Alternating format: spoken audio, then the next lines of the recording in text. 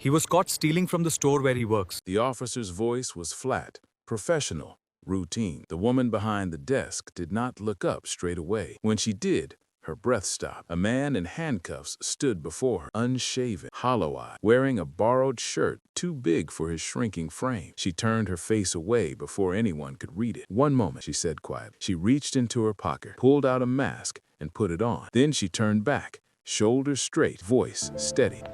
Tell me what happened. Her name was Priya, a police officer for 2 years. Before the uniform, before the badge, she had been a wife, his wife. And the man standing in handcuffs before her was the same man who had asked her to leave and then never looked back. Why did you steal? I didn't, I swear. My manager wanted me out-hanged, wanted to give the job to his relative. So he framed me. The big house was gone. The store was gone. She had heard about what happened from people who knew them both. You had your own business once, a large store. What happened? Losses. Everything went. Now I do whatever work I can find.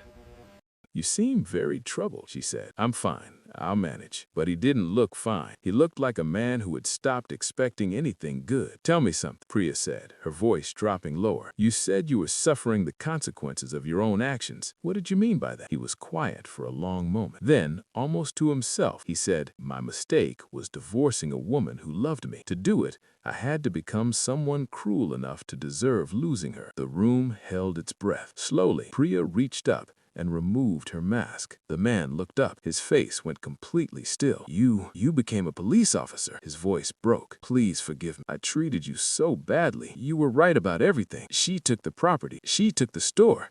She took everything and then she left. I've been regretting it every single day. Please forgive me." Priya looked at him for a long moment.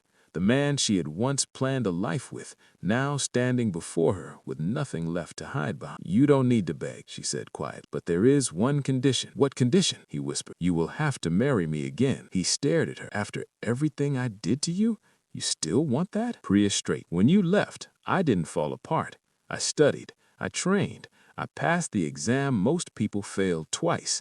I became this." She let that settle. "But even after all of it, I never stopped thinking about you. God saw everything I went through, and perhaps God also sent you back. Some people only understand the value of what they had after they've lost it completely, and some love is strong enough to survive even that." Drop a heart if you believe the man treated his wife wrongly. Comment "second chance" if you think real love deserves one.